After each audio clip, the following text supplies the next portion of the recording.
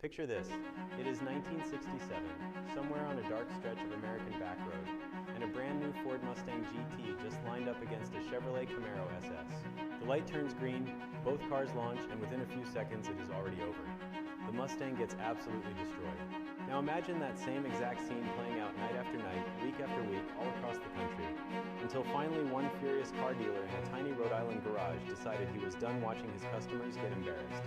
What he built in the back of that dealership, using nothing but spare parts scavenged from completely different engine families, would go on to become one of the most feared, most legendary muscle car engines ever bolted into a factory car. This is the wild, almost unbelievable true story of how the 428 Cobra Jet was born. Not in some sterile Ford corporate lab surrounded by engineers in white coats, but out of pure raw frustration in a backroom garage. And by the end of this video, you are going to understand exactly why this engine still makes muscle car fans lose their minds more than 50 years later.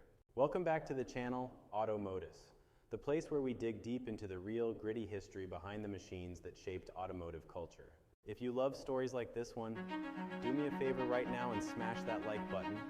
And if you are not subscribed yet, go ahead and hit that subscribe button too, because we have got a lot more wild automotive history coming your way. All right, let's get into it. Ford was winning everywhere except where it actually mattered.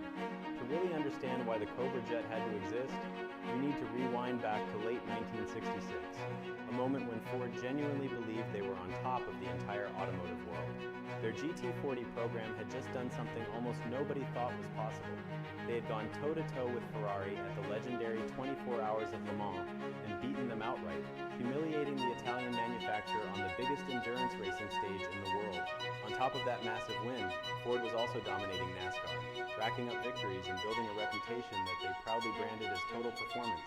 From a corporate marketing standpoint, everything looked incredible. Ford was the performance company. Ford was the brand that won races. But here's the thing that a lot of people forget. All of that glory was happening on closed racetracks with purpose-built race cars, and none of it was translating down to the actual street, where regular customers were buying regular Mustangs and trying to prove themselves at stoplights and back road drag strips. The top-of-the-line 1967 Mustang GT, the car that was supposed to represent the peak of what Ford could offer a performance-minded buyer, came equipped with a 390 cubic inch V8. On paper, that sounds like a serious engine, and in a lot of ways it was a fine motor for daily driving. But underneath the hood, it was fundamentally a heavy, restrictive design that had been engineered more with smooth road manners and emissions compliance in mind than with raw quarter-mile performance. It simply was not built to be a street fighter, and the results showed it in the most embarrassing way possible. Mustangs equipped with that 390 were getting absolutely torched in real-world street races by their competition.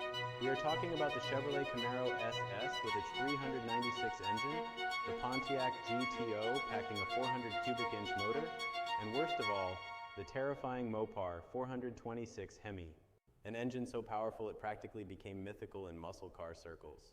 So while Ford's marketing department was busy celebrating Le Mans trophies and NASCAR trophies, actual Mustang owners across the country were losing race after race after race. And that gap between corporate image and street-level reality was about to catch up with the company in a big way. One frustrated dealer decided enough was enough. This is where our story really kicks into gear, and it centers around a man named Bob Taska, the owner of Taska Ford, a dealership located in Bristol, Rhode Island. Now, Taska Ford was not some tiny operation. It was actually the second highest volume Ford dealership in the entire country at the time, which meant Bob Taska had his finger directly on the pulse of what regular customers wanted and needed. And what his customers kept telling him, over and over again, was that their brand new Mustangs were getting humiliated on the street. Bob Taska was not the type of guy to just sit back and accept that. He happened to have a close personal relationship with Henry Ford II himself, but instead of simply picking up the phone and complaining, Taska decided to take matters into his own hands and actually solve the problem directly. He turned to his master mechanic, a man named Billy Lumis, and gave him a deceptively simple mission: make the Mustang competitive again, using whatever parts they could scrounge up. There was no blank check from corporate, no team of engineers, no massive research and development budget. Just one skilled mechanic in a dealership garage, tasked with figuring out how to turn an underperforming street car into a genuine competitor, using nothing but what was already available within Ford's existing parts catalog. Where do you think the best engineering breakthroughs actually come from? corporate research labs with unlimited budgets, or scrappy garage mechanics working with limited resources and pure necessity? Drop your answer in the comments below, because Billy Lumis is about to prove one side of that argument in a big way. The genius backroom hack that started it all. What Billy Lumis came up with next is honestly one of the most elegant, low-cost engineering solutions in muscle car history. And it all came down to combining two completely different Ford engine families that were never originally designed to work together. Instead of trying to invent something entirely new from scratch, which would have taken years and a massive budget neither of them had, Lumis took a much smarter approach. He looked at what already existed within Ford's lineup and figured out how to blend the best characteristics of two separate engines into one devastating combination. First, he grabbed a 428 cubic inch V8 block. Now, this particular block was not originally intended for performance duty at all. It was normally used in heavy, luxury-oriented vehicles like the Ford Thunderbird and the Galaxy, cars built for comfortable highway cruising rather than aggressive acceleration. But what that 428 block did have going for it was displacement, and lots of it. More cubic inches generally means more potential torque, and torque is exactly what you need to launch a heavy muscle car off the line with authority. But displacement alone was not going to be enough to make this thing competitive, because that stock 428 setup still breathed through restrictive components that choked off its true potential at higher engine speeds. So Lumis made his second brilliant move. He bolted on the cylinder heads from Ford's legendary, ultra-expensive 427 race engine, a motor that had already proven itself on actual racetracks and was known for its incredible high-flow characteristics. Those 427 heads allowed the engine to breathe far more efficiently, especially as the RPMs climbed, which is precisely where a lot of engines start running out of steam. By combining the massive torque producing displacement of the 428 block with the free-breathing, high RPM capability of the 427 heads, Lumis had essentially created a hybrid engine that captured the best qualities of both. Of course, he did not stop there. To round out the package, he added a performance camshaft designed to open and close the valves with more aggressive timing, along with an upgraded carburetor, to make sure the engine was getting enough fuel and air to actually take advantage of everything else that had just been bolted onto it. The end result was a massive displacement powerhouse that could breathe cleanly and powerfully at high RPMs, something the stock 390 could never dream of doing. Taska and his team gave this experimental prototype engine a name. They called it the KR8, and little did they know at the time, they had just built something that was about to change the entire trajectory of the muscle car era.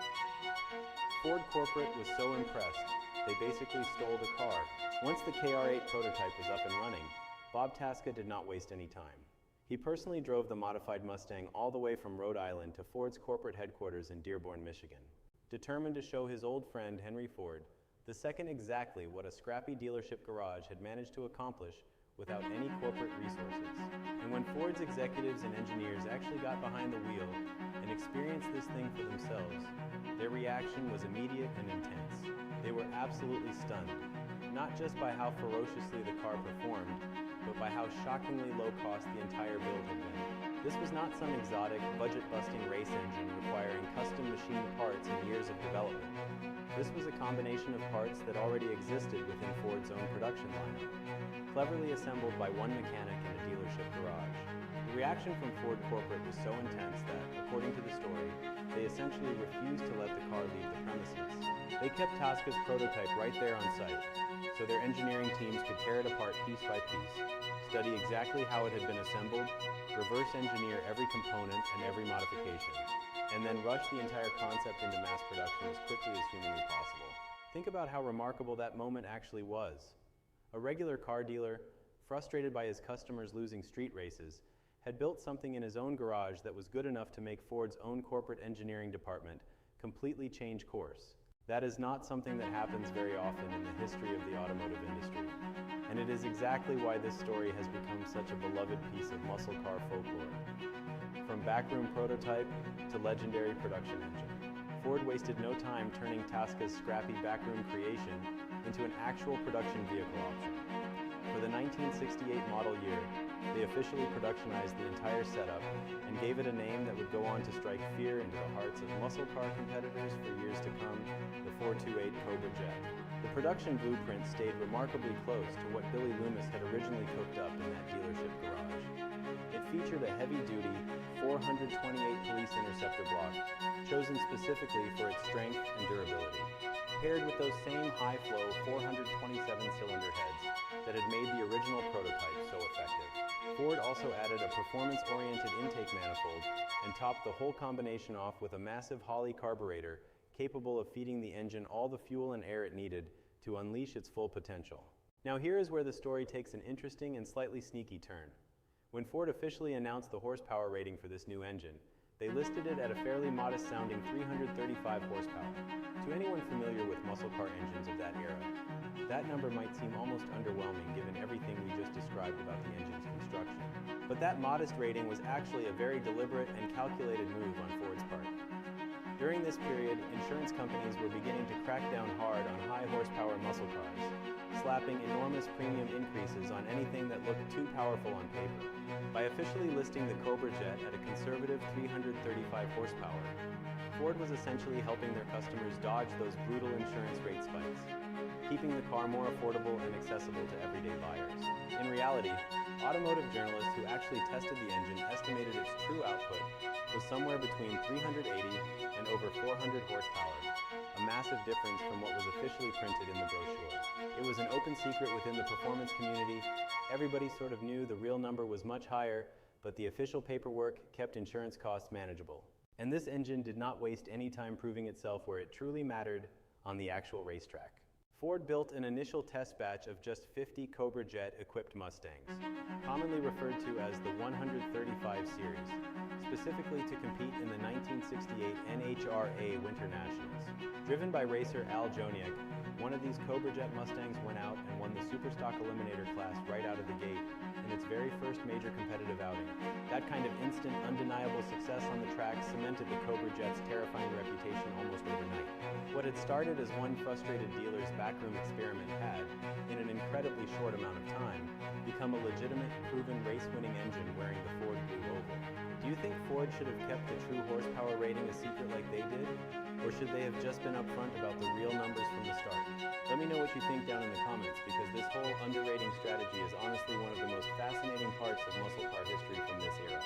Pushing the limits even further with the Super Cobra Jet, Ford was not content to simply rest on the success of the original 1968 Cobra Jet, and for the 1969 model year, they cranked the dial up even further by introducing the Super Cobra Jet, often shortened to SCJ. This upgraded version of the engine added a rugged forged steel crankshaft, along with beefier connecting rods, internal components specifically engineered to handle the violent, repeated abuse of serious professional drag racing, without failing under extreme stress.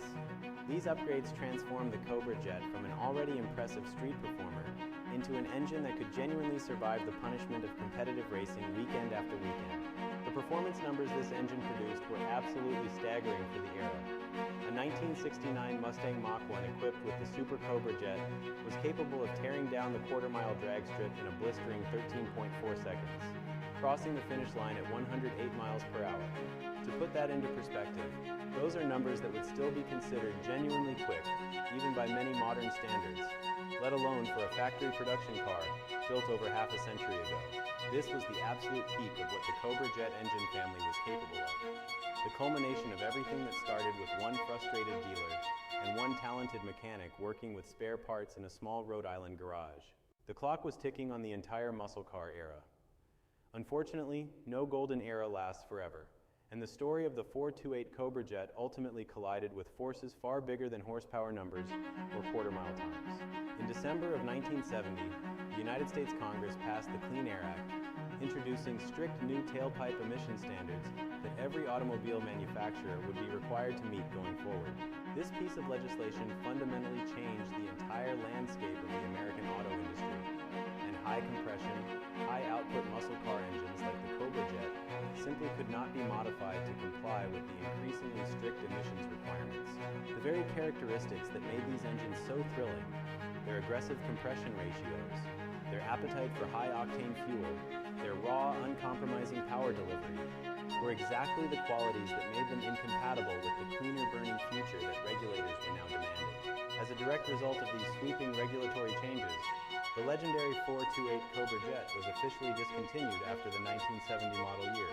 Just like that, An engine that had been born out of pure garage ingenuity, validated on the drag strip, and refined into one of the most feared power plants of its generation, was brought to a sudden and rather unceremonious end, because the world around it had changed.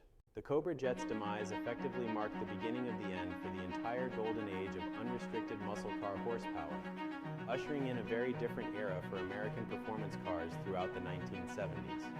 Why this story still matters today. Looking back at the entire journey of the 428 Cobra Jet, it is honestly one of the most compelling underdog stories in automotive history.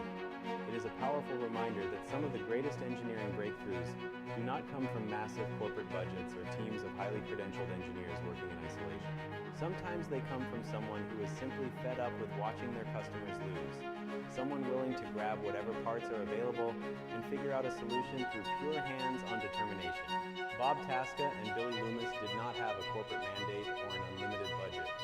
When they started tinkering in that Bristol, Rhode Island garage, they just had frustration, mechanical skill, and a willingness to experiment. And that combination ended up producing one of the most legendary engines Ford ever put into production. So the next time you see a classic Mustang rumbling down the street with that unmistakable Cobra Jet badge on the fender, you will know it was not born in some sterile design studio surrounded by executives in suits. It was born out of raw street-level frustration, engineering creativity, and one dealer's refusal to keep watching his customers lose. That is a story worth remembering every time that engine roars to life. If you enjoyed learning about the wild, true history behind the 428 Cobra Jet, make sure you subscribe to Modus so you never miss the next deep dive into the machines and the stories that built automotive history. Thanks for watching, and we will see you in the next one.